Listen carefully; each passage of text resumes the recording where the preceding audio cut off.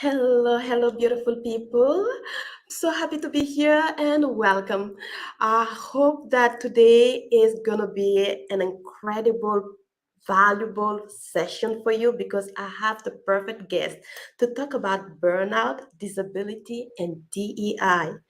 Please, if you are following me live today, say hi in the comment section and let me know where you are joining me from. I wanted to start today, to be honest, in a different way, but something happened today to me. I, sorry, please bear with me. I almost lost my life. I'm saying that in a very interesting way, but that situation, I had a collision with a car this morning with another driver. And I think that it did set in my mind the fact that we live only once.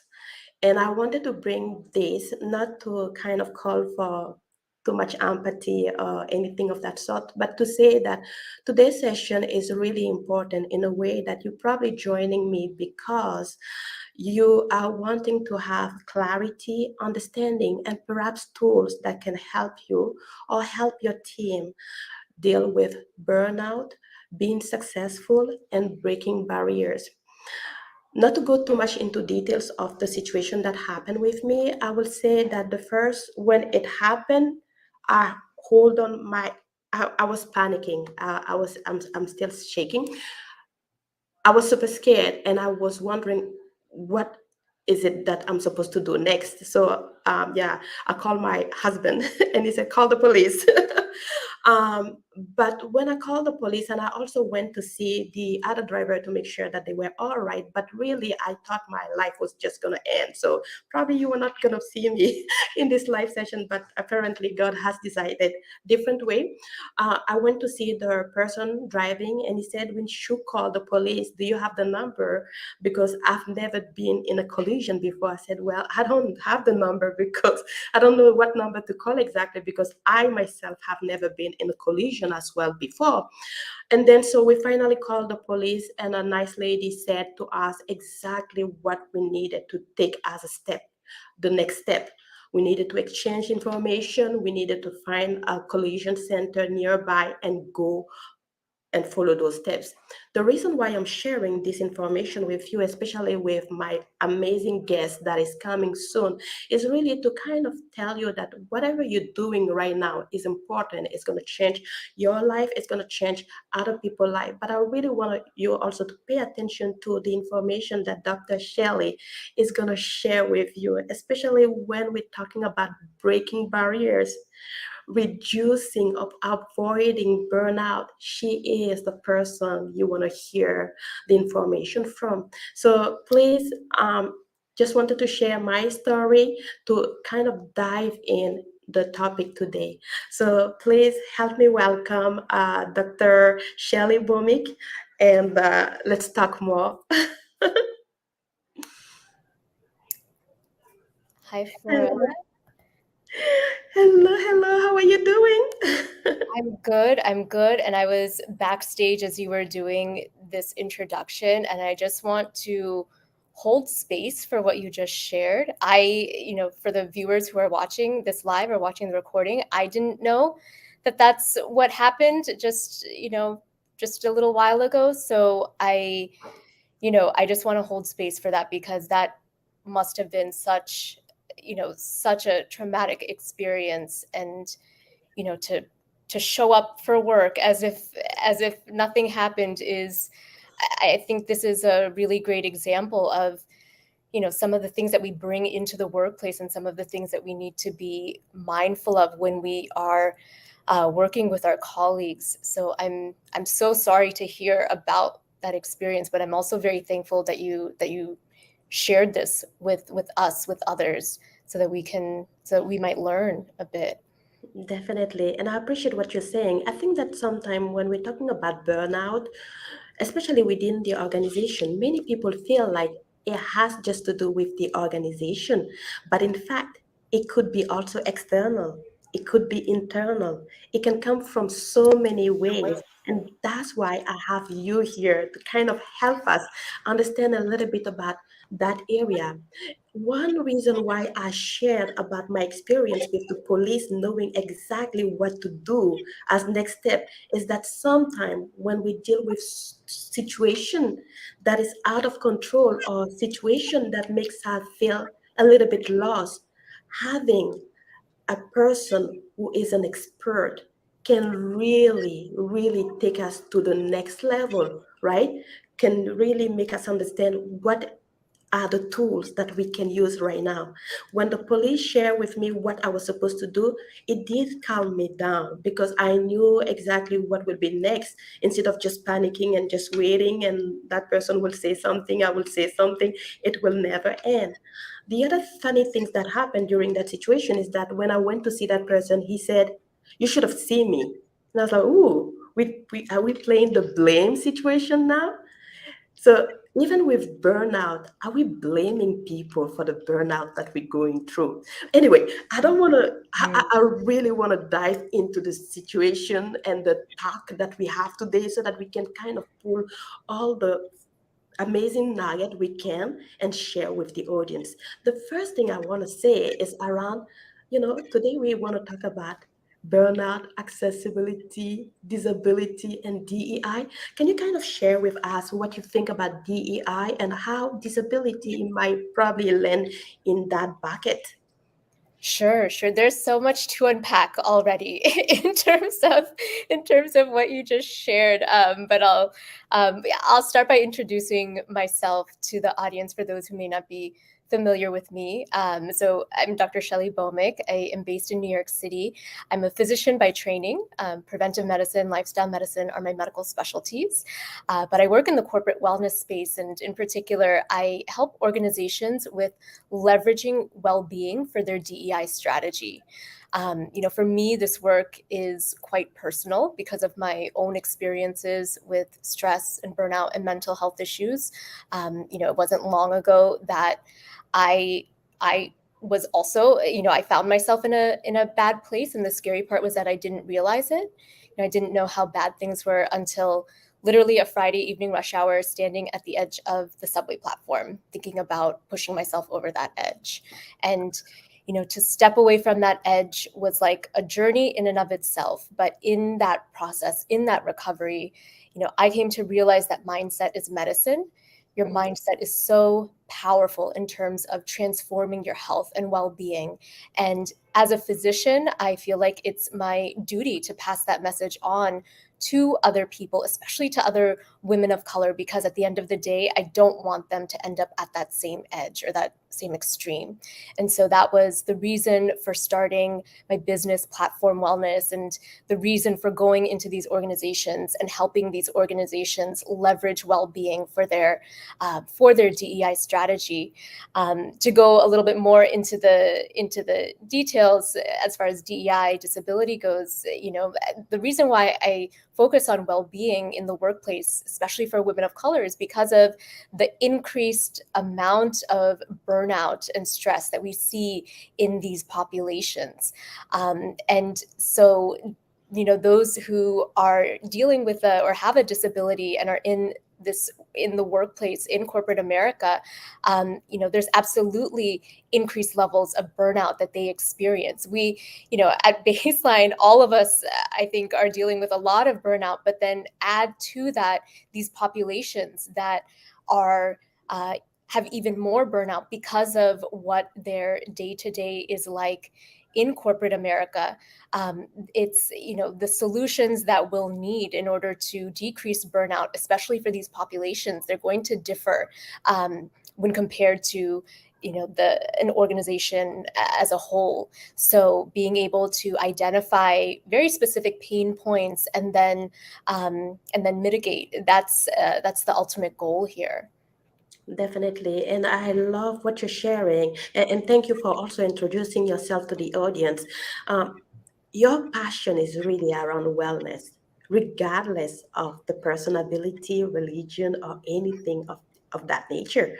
And I love how you define that accessibility has a different set of tone depending of the organization, and how do you approach DEI, which is all about diversity, equity, and inclusion.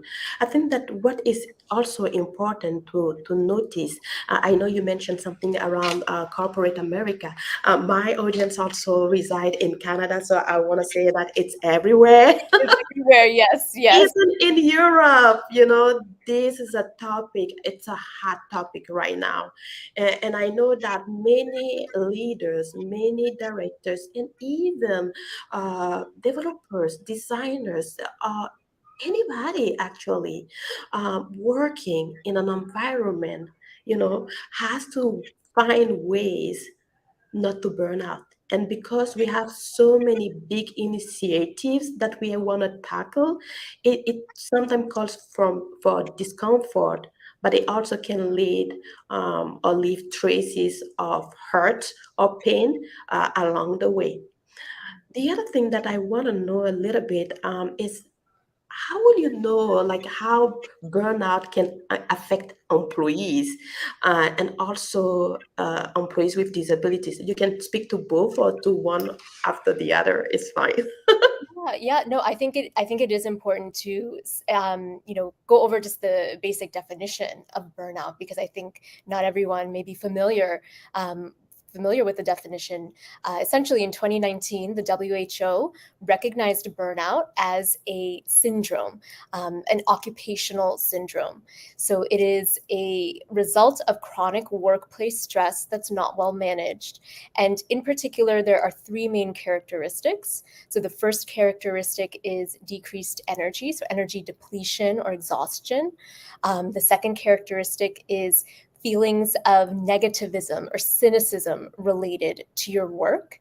So feeling like there's an increased distance from you and the work that you're doing. And then the third is decreased professional efficacy. So not meeting your typical standards or that typical bar that you've set for yourself, kind of falling short of those goals that you've set for yourself. Those are the three main characteristics for burnout, and that's that's the textbook definition for burnout. I'll give my own personal definition. Please. Yeah, essentially, I look at burnout as if you're dealing with burnout, it's when you're reacting to situations instead of responding to situations. Mm. You are acting without intention.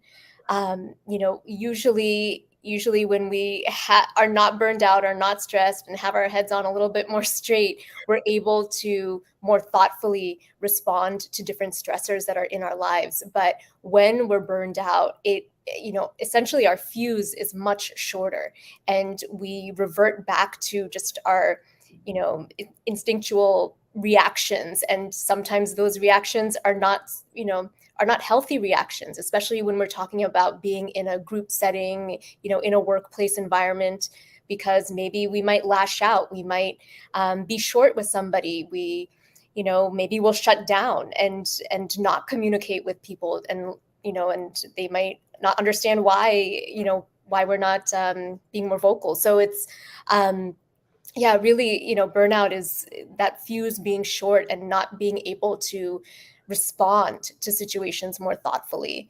And again, so with the population of those who, that we're talking about today, and as far as having disabilities in the workplace, you can imagine how often they do face stressors on a day-to-day basis in the workplace because of certain accommodations not being available in all workplaces.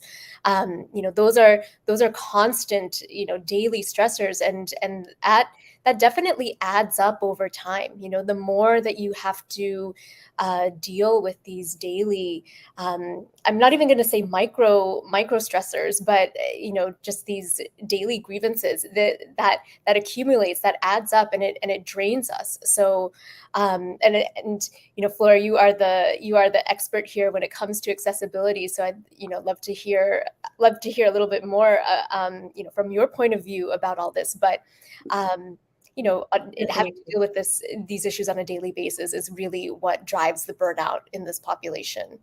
Definitely, I agree with what you said. And in terms even of the definition as burnout start and the three stages, I think that this is right on point.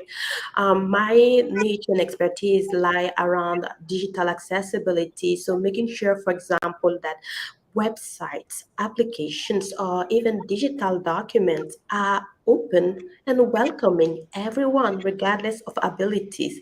So when we're talking about burnout, from the sense of technology, I can see exactly how some of the tools that employees with disabilities have to use for their work not being accessible might create a little bit more frustration, right? Because on a daily basis, doing a task sometimes takes time, right? If you have to write a report, if you have to make some research, if you whatever it is that you have to do already takes a big amount of time and a brain power. So when you add to that the fact that the tools that you have to use to do the work is not allowing you like everyone else to do the job you have to do, it really does increase the level of burnout because you feel like you have a stopper but you're trying your best to push forward, but again this is going to delay your productivity. If you have to talk to managers and they're not hearing your issue, thinking like it shouldn't be a big deal, or you have to advocate for yourself many times, but they just dismissing the situation, it can definitely create a lot more.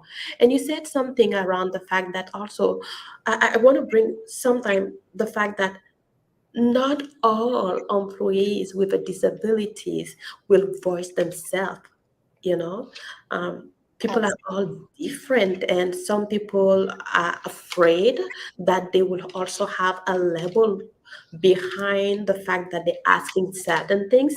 But at the end of the day, that's why I'm saying sometimes we need to create an environment that is more inclusive, accessible, but we'll get to that. So I don't want to I don't want to go too far. But yes, there is a level that is a little bit added in terms of looking at employees with disabilities, making the giving impact or providing for the company, and that can create a challenge, a big challenge.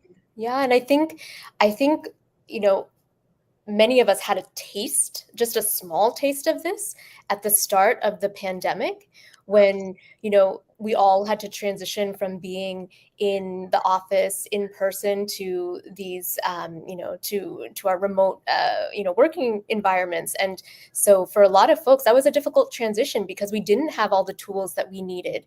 And slowly over time, eventually I think some companies were able to get all their employees up to speed and set up in work environments that supported them within their homes or wherever they were working from. But yeah, we got a small taste of what it's like when you don't have the right tools to do the work that you need. And so, just blow that up, magnify that on a daily basis. What if you had to deal with that, not having the tools, the right digital tools in particular to do the work that you can do. It's frustrating. It It really, really is is. frustrating. It is. And also sometimes when you have to compare yourself to your peers, right? People are giving things, or people are getting bonuses, or people are being recognized for some of the work they're doing, and you've been trying hard, but it's just that too many things are happening. You have limitations, and that has nothing to do with your disability. And I always tell people disability itself is not a limitation, but the environment and the tools that we use could be creating the limitation. So sometimes it's really good to have that open mind. And you mentioned it beautifully with the situation with COVID. Yep, everyone had to learn a little bit differently. One thing that I want to bring also to mind in as we discussing this situation is that I feel like when companies understand or pay attention to employees and to burn out or to, I would call it situation of improvement, like if you get those nuggets that something needs to be improved, then when you change or you improve that situation, you're also affecting clients that are outside. I remember one leader said that when you take care of the people within the company, the people from outside the company can feel it Mm, because the service is just successful and impactful. yes, yes. I definitely firmly believe that the health of an organization, it depends upon the well-being of its people. And if your people are not well, there is no way that your organization can be well and thrive and be productive and successful and all those things that we want and are striving for. You have to make sure that your people are well. And a point that you were making earlier about communication, in particular open communication, I think that is probably the most important strategy or the most important takeaway from this, from our conversation or our session, in terms of, okay, what can we do about this, what are solutions. Being able to establish a psychologically safe environment within the workplace, for your team members, so that they can speak up and raise their hand when they might be having a difficulty in doing their work. That is, making that environment, creating that environment where it's okay to speak up and say, hey, this isn't working for me. I need, can we adjust something here? Can we, that, that's not happening in a lot of workplaces. And so not having that open communication really, really then affects the solution moving forward. You need that communication, that open line of communication, first and foremost, before implementing any sort of strategy, beyond that. I love that. I love that very much because I think that one thing for sure that has created the barrier, our thought and the fact that we are biased to what we have, like we can see, we can talk, or different things, might not be the way to create the solution for a person with a disability. Sometimes we can't really see from that point of view. We can't really see from that perspective. So I love the fact that you're saying communicate with the community of people with disabilities within your organization to find out exactly what it is that we can do to help instead of just assuming. Because when we assume, we are bound to create the same kind of failure. Yes, there will be maybe improvement, but from whose perspective, you know? But when you include the people with disabilities in the talk and trying to understand the situation, um, again, that helps better than just going with an assumption.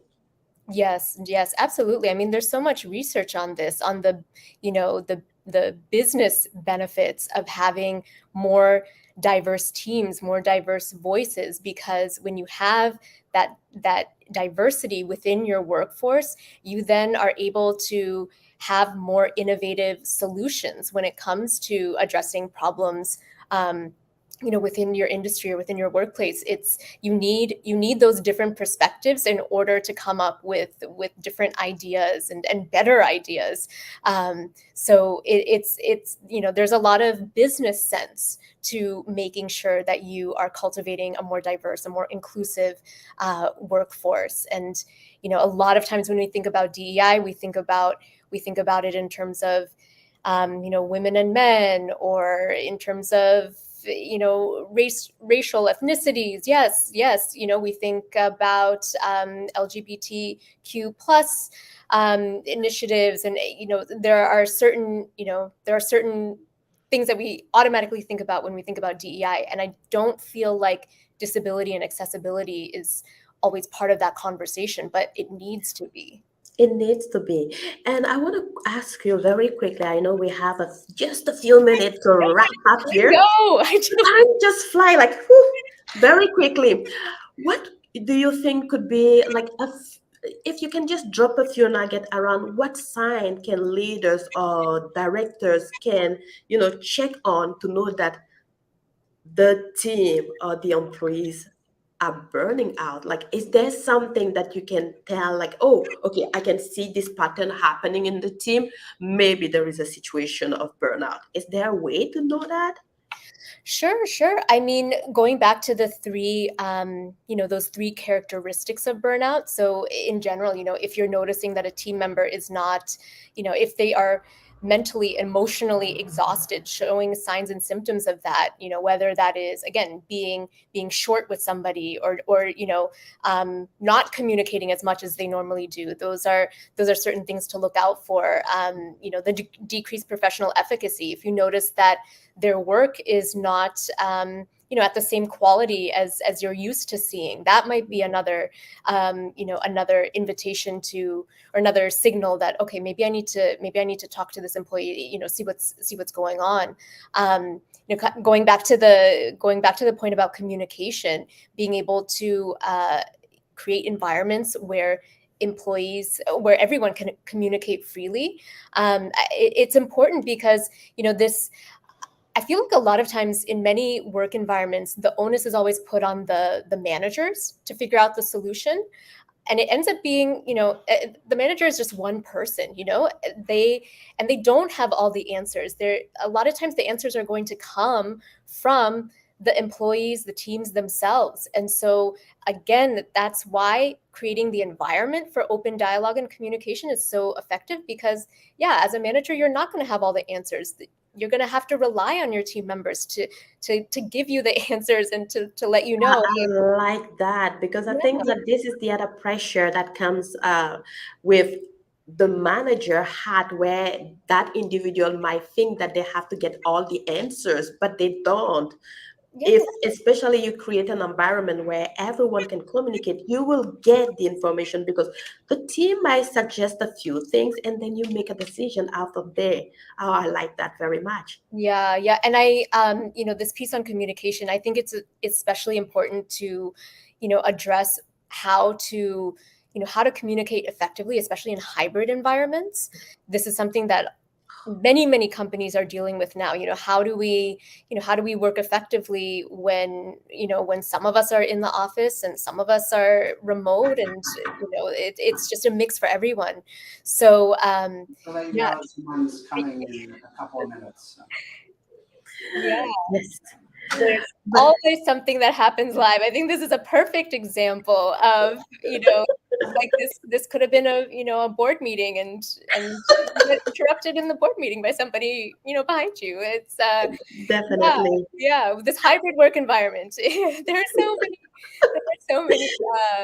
so many things to deal with. But Definitely. And I appreciate your time. I think that it's time to wrap up. Where can people get to connect with you or meet with you? sure, sure. Happy to have folks connect with me on LinkedIn. Let me know that you saw this live, so I'll know to accept your connection request. But connecting with me on LinkedIn, and then also my website shellybhowmik.com. If there are organizations that want to talk more about leveraging well-being for DEI, that is where folks can find me. All right, fantastic. Thank you so much, Dr. Shelley, for sharing all the value and the nugget. I really appreciate you, and I hope that the audience had good information. And I think that definitely communication is key, and having clarity in the process can also help a lot. I will see you next time. Bye bye. Thank you, and thank you again, Flora, for sharing your story. Thank you so much for being vulnerable and open. Thanks.